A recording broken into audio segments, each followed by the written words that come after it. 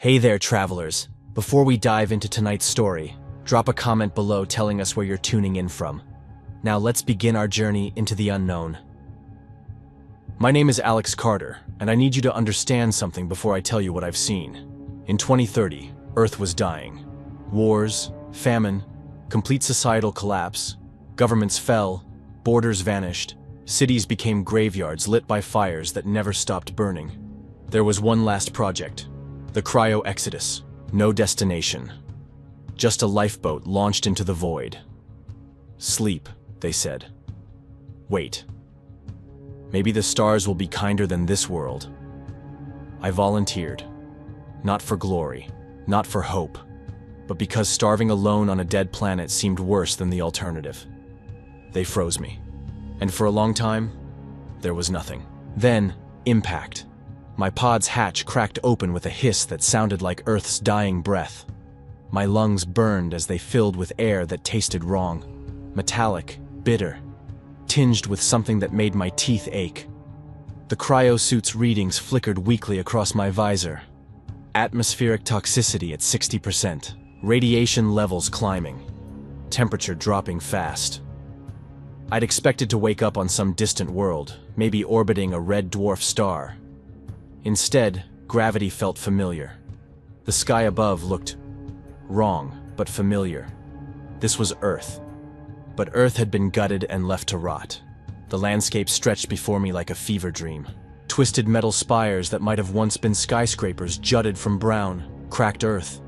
The horizon glowed with an amber light that pulsed like a heartbeat. And in the distance, something howled. A sound that made every primitive instinct in my brain scream run. "Easy there, sleeper," I spun, my hand instinctively reaching for a weapon that wasn't there. A woman emerged from behind a chunk of rusted concrete, rifle trained on my chest.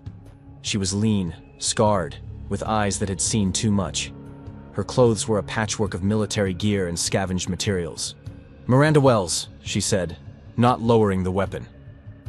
"And you're either very lucky or very unlucky, depending on how you look at it." "How long?" My voice came out as a croak. 213 years, give or take. Her expression softened slightly. "Welcome to what's left of Denver, or what we call Fort Last Stand now."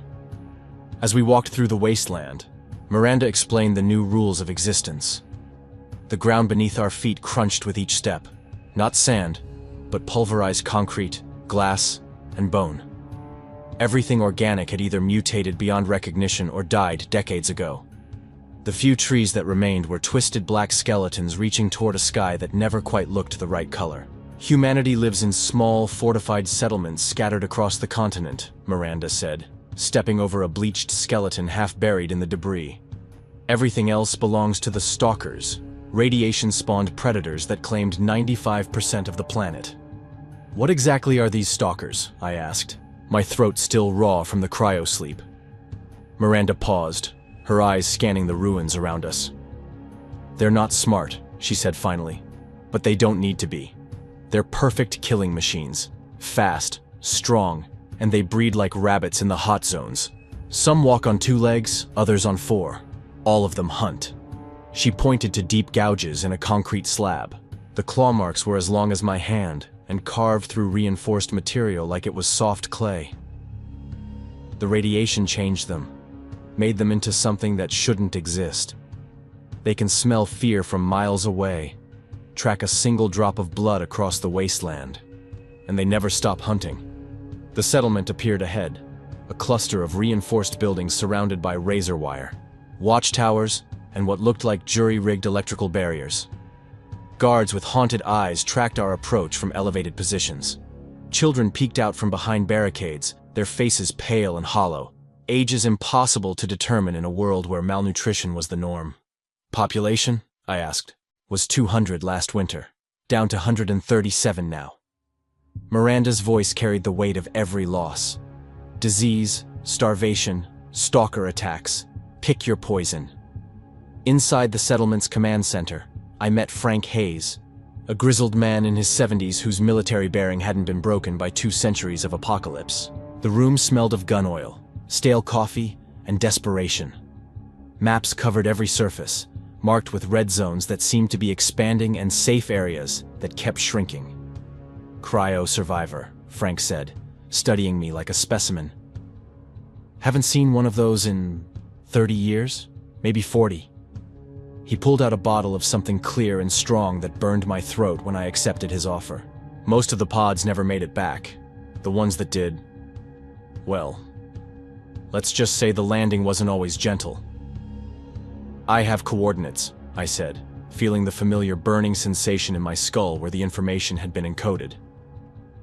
"Bunker Genesis, military cache. There are weapons there. Enough to—" Frank's laugh was bitter as winter wind.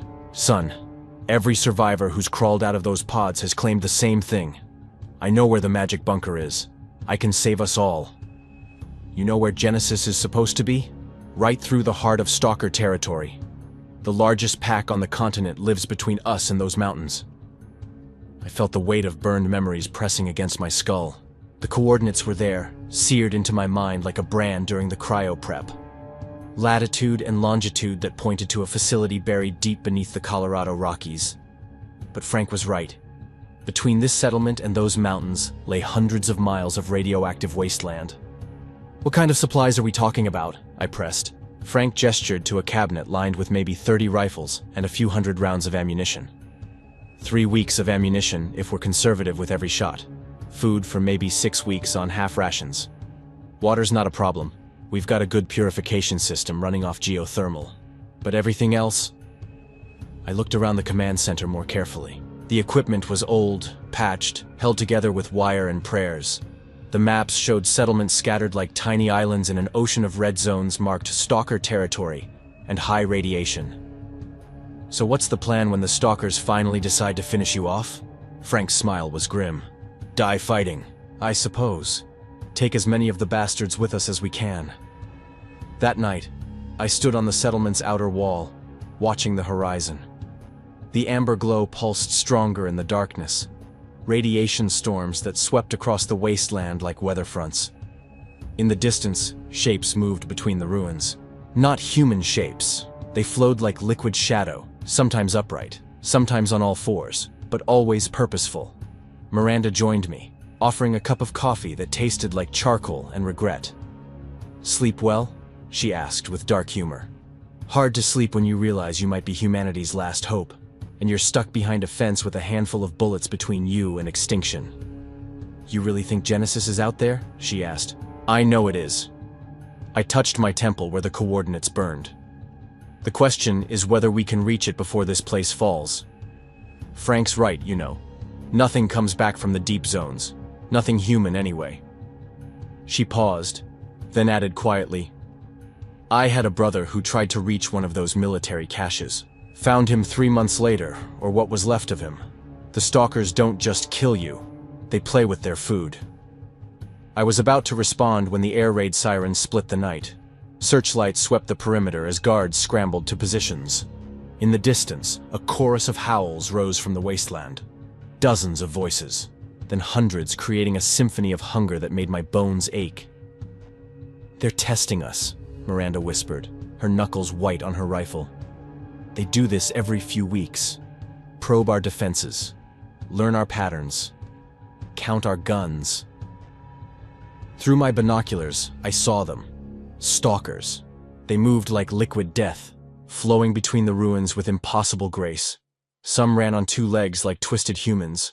Others loped on 4 like predatory cats. All wrong, all hungry.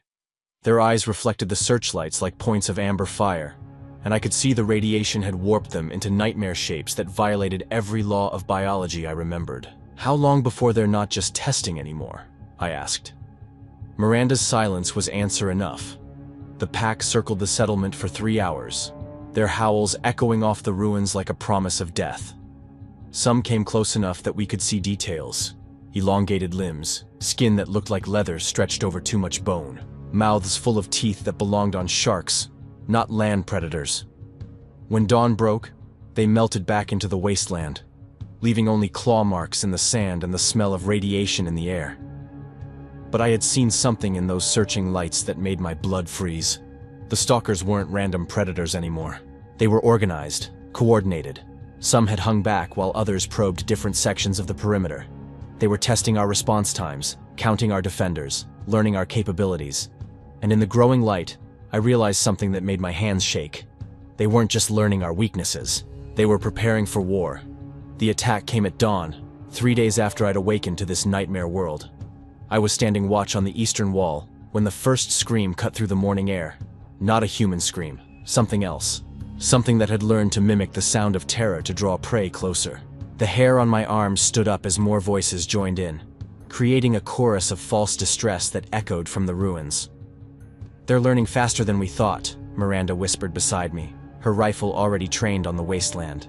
"That's new behavior." Through the scope, I watched them emerge from their hiding places. Dozens at first, then hundreds. The stalkers flowed between the twisted metal and concrete like water, finding the path of least resistance. But this wasn't the random probing of 3 nights ago. This was coordinated, planned. Frank's voice crackled over the radio. "All positions count off. How many we looking at?" The reports came in from around the perimeter. North wall, 50 plus. South wall, 70 plus. West wall, more than they could count. They'd surrounded us completely, cutting off every escape route. They've been watching us, I realized, my mouth going dry. Learning our routines. They know exactly when we're most vulnerable. The settlement's population of 137 souls scrambled to defensive positions. Children disappeared into reinforced bunkers. Adults who'd never held weapons found themselves clutching rusty rifles with shaking hands. This wasn't a probe anymore. This was extermination. The first wave hit the north wall like a tsunami of claws and teeth.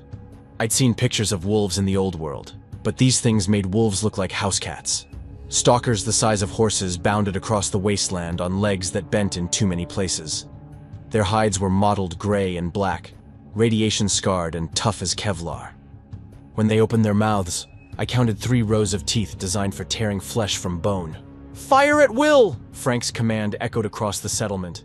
The gunfire was deafening. Muzzle flashes lit up the dawn like a deadly fireworks show.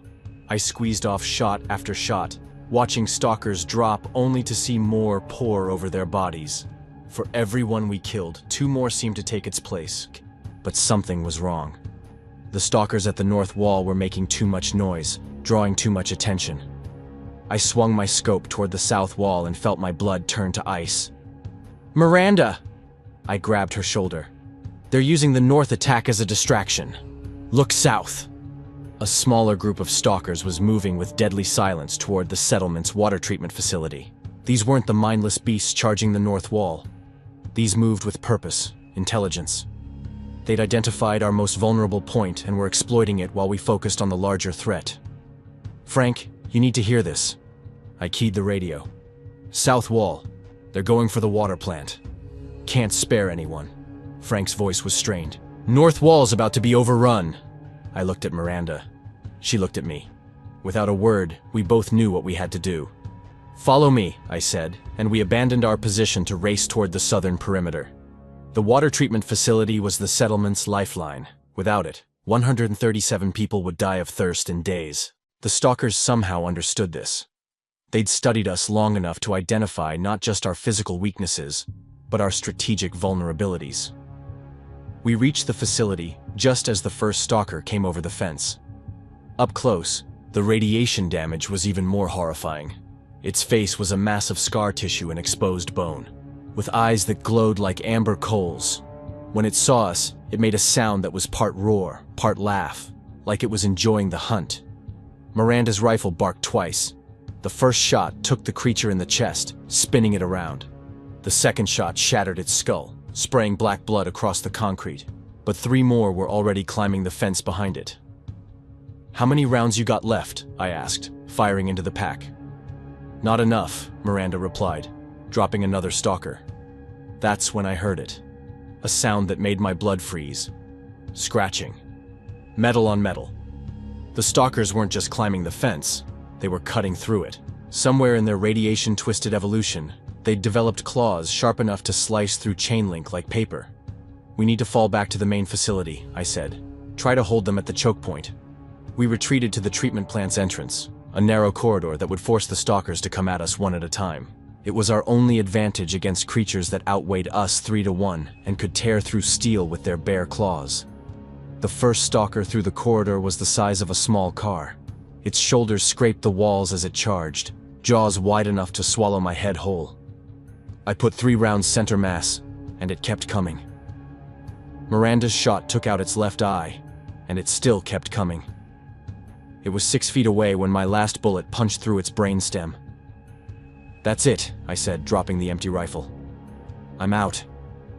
Miranda checked her weapon. 2 rounds left. The scratching sound was getting closer. More stalkers were cutting their way through the fence, and we had no ammunition left to stop them.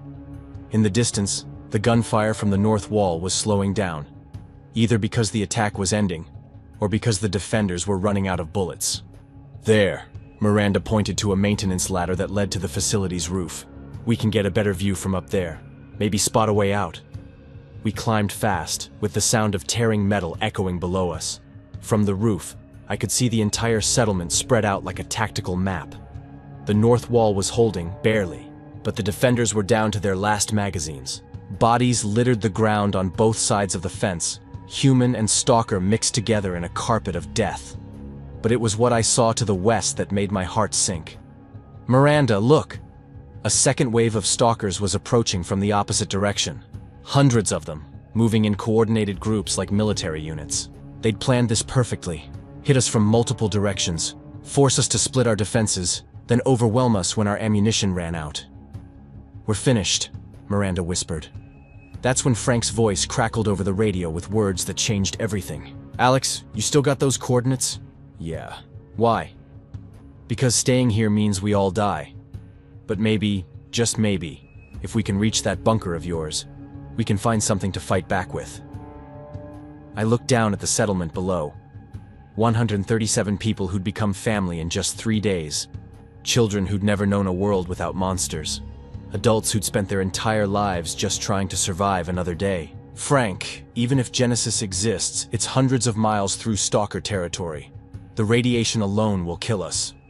"Son," Frank's voice was grim but determined, "staying here will definitely kill us. At least your bunker gives us a chance." The decision was made in that moment. We couldn't defend the settlement anymore, but maybe we could save the people.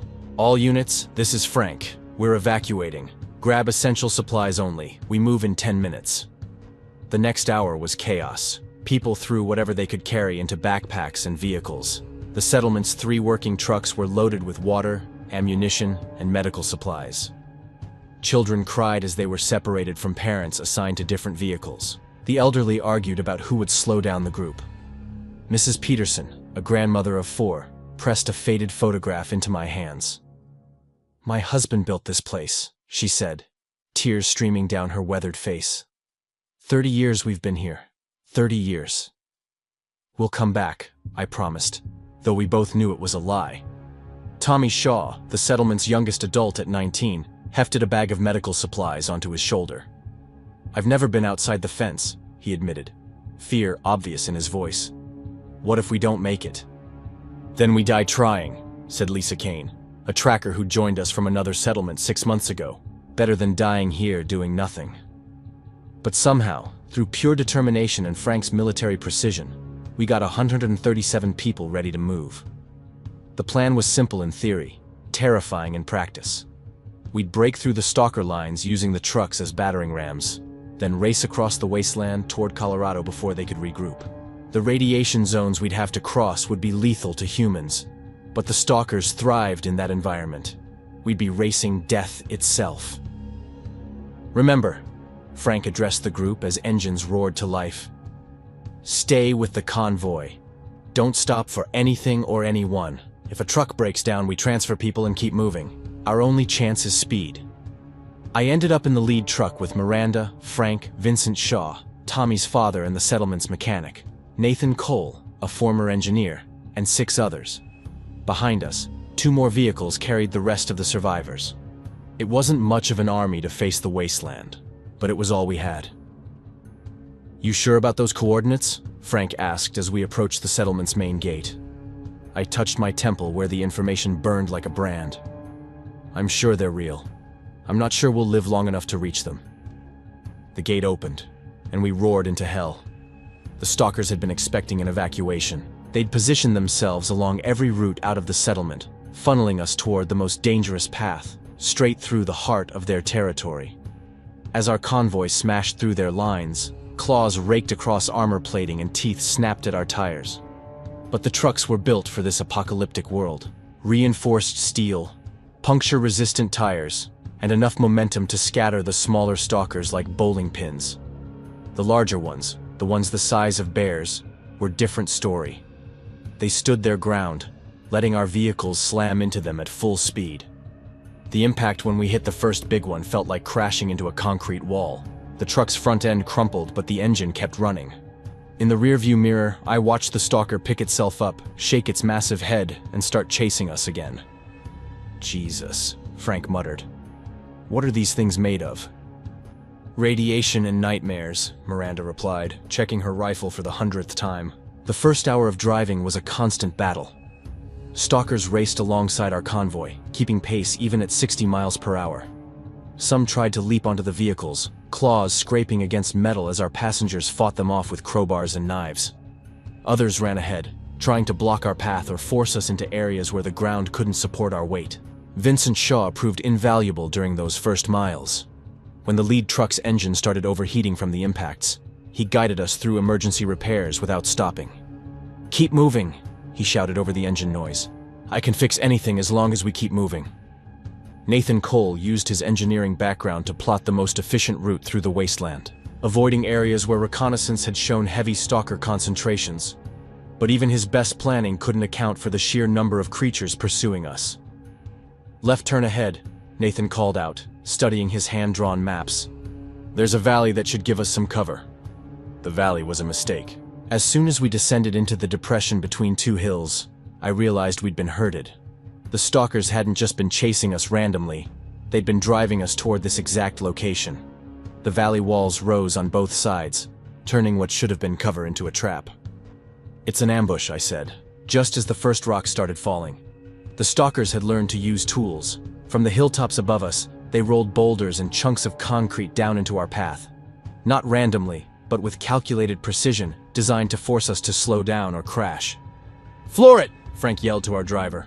We raced through the gauntlet of falling debris, our convoy weaving between obstacles that could have crushed the trucks flat. In the second vehicle, I watched through the rear window as a refrigerator-sized chunk of concrete smashed into the ground inches behind their rear bumper. But we made it through, battered, rattled, but alive.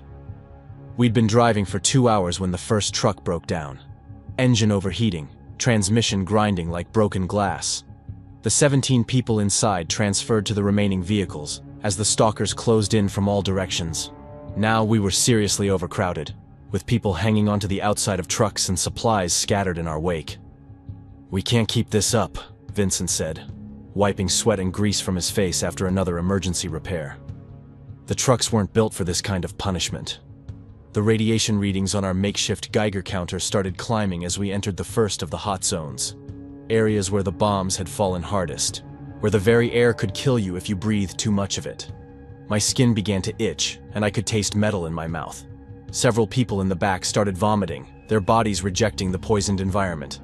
But the stalkers loved it here. They moved faster, grew bolder, seemed to draw strength from the poisoned environment that was slowly killing us. Some of them were different too. Larger, more aggressive, with mutations I'd never seen before. One had arms that stretched nearly to the ground, tipped with claws like curved swords. Another had a hide so thick our bullets barely penetrated. "How much further?" someone asked from the back of the truck. I checked the coordinates against our position. We'd covered maybe a third of the distance to Genesis, and already we'd lost one vehicle and were deep in radiation territory that would slowly cook us from the inside. "Still a long way to go," I admitted. That's when Tommy Shaw spotted something that made everyone go quiet. "Look at that," he said, pointing ahead. In the distance, we could see what had once been Kansas City. The skyline was still recognizable, but wrong. The buildings had been twisted by some unimaginable force, their steel frames bent into impossible spirals. The space between them glowed with an eerie blue light that pulsed like a slow heartbeat. "We have to go around that," Miranda said immediately. "Nobody survives the blue zones. Going around adds 2 days to our trip, Nathan pointed out. "We don't have enough fuel."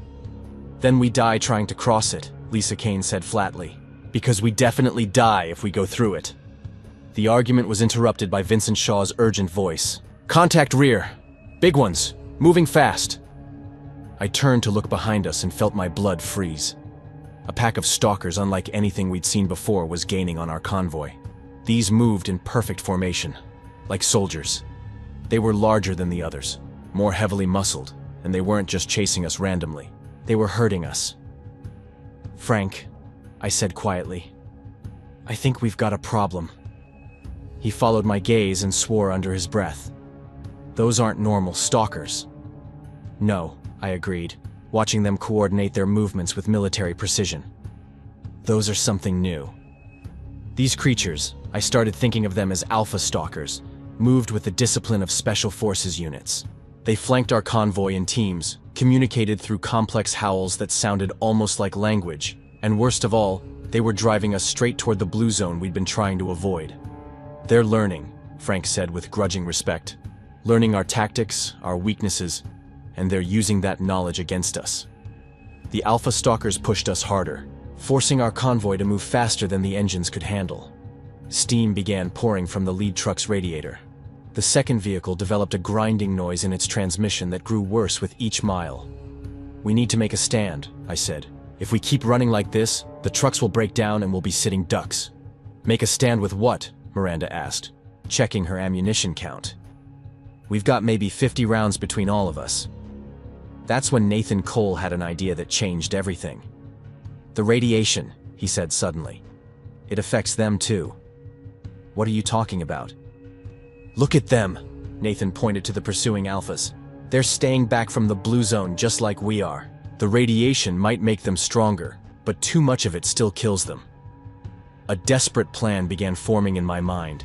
It was insane, suicidal, and probably impossible. But it was the only chance we had. "Nathan, how long can a human survive in the outer edge of a blue zone?" "With improvised protection. Maybe 10 minutes before permanent damage. 15 if you're lucky." "And the stalkers?" "Hard to say. Maybe longer due to their mutations, but they still avoid the zones for a reason." I looked at our convoy, our dwindling supplies, our terrified faces. Then I looked at the blue zone ahead. A wasteland so poisoned that it glowed with its own deadly light. "Change of plans," I announced. "We're going through the zone." The silence that followed was deafening. "Alex," Frank said carefully, "that's a death sentence." "So is this," I replied, gesturing to the alphas still herding us toward certain destruction. "At least this way, we choose how we die."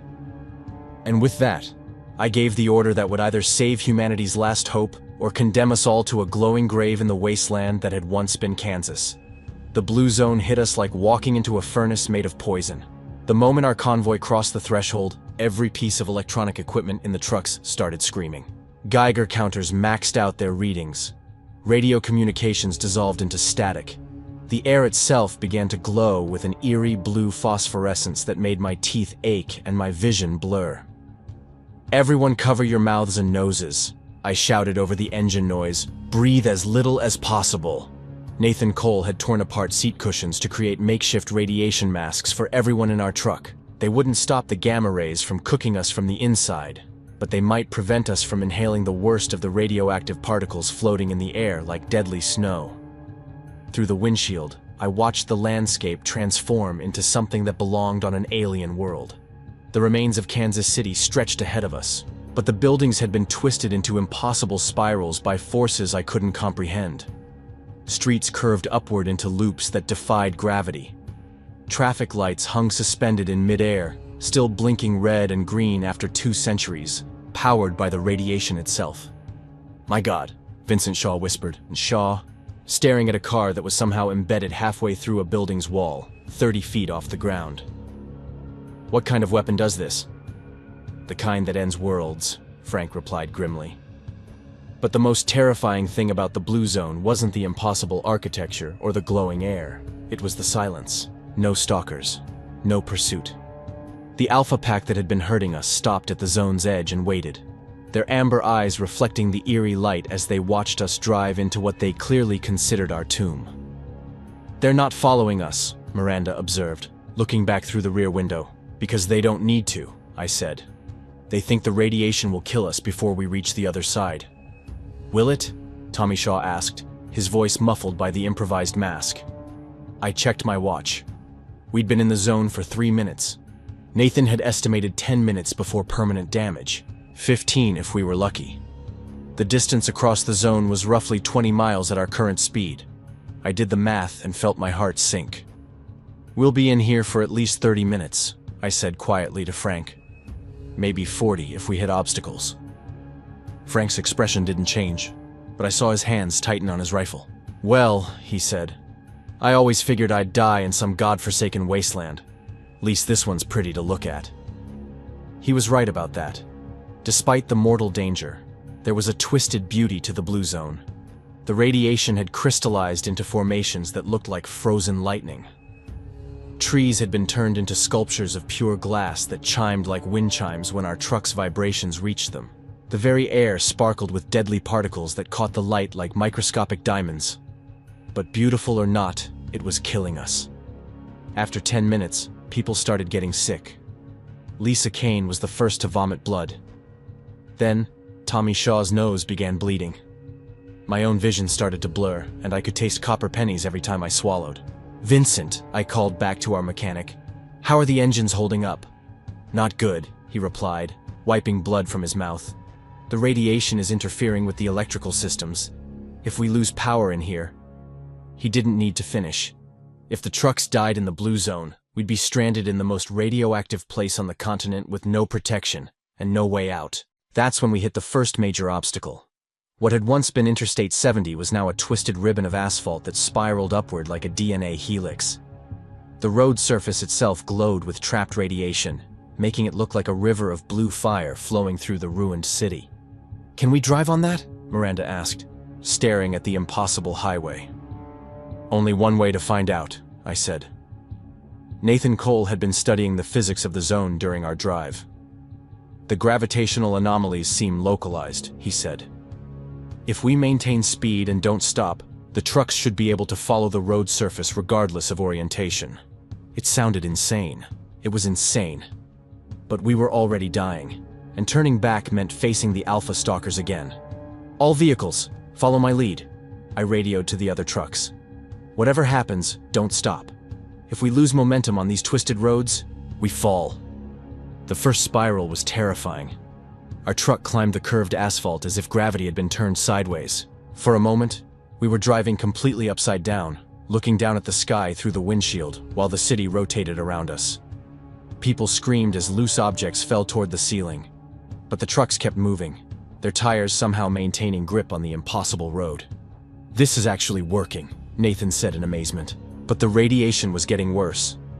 After 20 minutes in the zone, several people had lost consciousness. Mrs. Peterson, the grandmother who'd given me her husband's photograph, was convulsing in the back seat while her granddaughter held her hand and whispered prayers. "We're not going to make it," Vincent said, blood streaming from his nose. "The engines are starting to fail." That's when I saw it ahead of us, a building that defied every law of physics I knew. It was shaped like a massive hourglass, with the narrow middle section suspended in midair, while the top and bottom portions rotated slowly in opposite directions. And inside that impossible structure something was moving. "There," I pointed through the windshield. "Something's alive in there." As we drew closer, I realized what we were seeing. The building had been a hospital before the bombs fell. Now it was home to creatures that had been exposed to radiation levels that should have killed any living thing instantly. Instead, they had evolved. These weren't stalkers. These were something else entirely. They looked like humans, but stretched and changed by the constant bombardment of gamma rays. Their skin was translucent, showing the blue glow of irradiated blood flowing through their veins. They moved with fluid grace, unaffected by the gravity anomalies that should have torn them apart. "Radiation vampires," Nathan whispered. "They're feeding off the energy itself." The creatures noticed our convoy and began following us, leaping from building to building with impossible agility. But they weren't attacking. They seemed curious.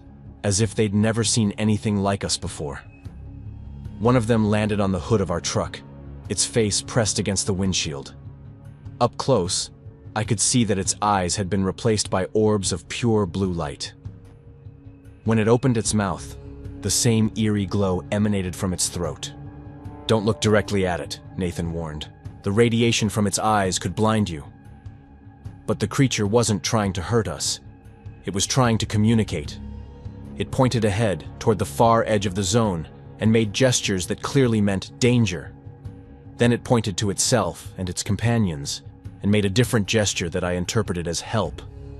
"I think it's trying to warn us about something," I said. The creature tapped on the windshield and pointed more urgently ahead. That's when I saw what had it so agitated. The Alpha Stalkers hadn't given up. They'd circled around the blue zone and were waiting for us at the exit point. Worse, they'd brought reinforcements. I counted at least 300 of the massive predators, arranged in perfect military formation to intercept our convoy the moment we left the protection of the radiation. "They learned," Frank said grimly. "They figured out we'd survive the zone and planned for it." The radiation creatures seemed to understand our dilemma. They gathered around our trucks, chittering to each other in voices that sounded like static electricity. Then, as one, they began moving toward the zone's edge where the stalkers waited. "They're going to fight them," Miranda realized. "They're going to fight the stalkers for us." What happened next was like watching a war between gods and monsters. The radiation creatures poured out of the blue zone like a glowing tide, their bodies blazing with stored energy. When they made contact with the Alpha Stalkers, the resulting battle was unlike anything I'd ever imagined. The creatures could channel radiation as a weapon, firing beams of pure energy that cut through the Stalkers' armored hides like lasers through paper. But the Stalkers were adaptive. They quickly learned to avoid direct contact with the radiation creatures, using hit-and-run tactics to wear them down. The battle raged across the wasteland as our convoy raced toward the zone's edge. 35 minutes, Nathan called out, checking his watch. "We're well past the safe exposure limit." Several people in our truck had stopped moving entirely. I couldn't tell if they were unconscious or dead. My own hands were shaking uncontrollably, and my vision kept blurring in and out of focus. But we were almost out. The edge of the blue zone appeared ahead like a wall of normal air. Beyond it, I could see clear sky and brown earth that didn't glow with its own light. We were going to make it. That's when the second truck's engine finally died.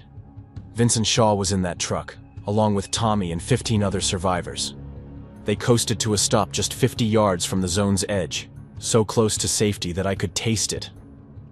"We have to go back for them," Miranda said. "No," Frank said firmly.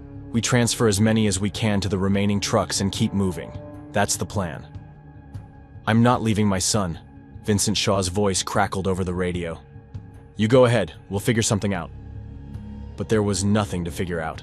Without the truck's lead shielding, the radiation would kill them in minutes, and the battle between the creatures and stalkers was moving closer to our position. That's when Tommy Shaw did something that proved courage runs in families. "Dad, I'm coming to get you." Before anyone could stop him, Tommy had jumped out of our truck and was running back toward the stalled vehicle. The radiation hit him like a physical blow. I could see his hair starting to fall out even as he ran, but he kept going. "Cover him," I shouted, and opened fire on the stalkers that were trying to flank the battle. Tommy reached the truck and began helping people transfer to our remaining vehicles. His father tried to argue, but Tommy just shook his head and kept working. By the time we had everyone loaded, Tommy was barely conscious, blood streaming from his eyes and nose. "Get him in here," Miranda called, but Tommy shook his head. "No room," he said, his voice already weak. "Too many people." That's when Vincent Shaw made the hardest decision a father can make. "Son," he said quietly, "you get in that truck. That's an order." "Dad, there's no—" "I said get in the truck." Vincent's voice carried absolute authority. "I'm an old man. You've got your whole life ahead of you." What happened next broke my heart and restored my faith in humanity at the same time. Tommy Shaw, dying from radiation poisoning, helped his father into our truck instead. Then he stepped back, gave us all a salute that would have made any general proud, and said simply, Tell them Fort Last Stand went down fighting.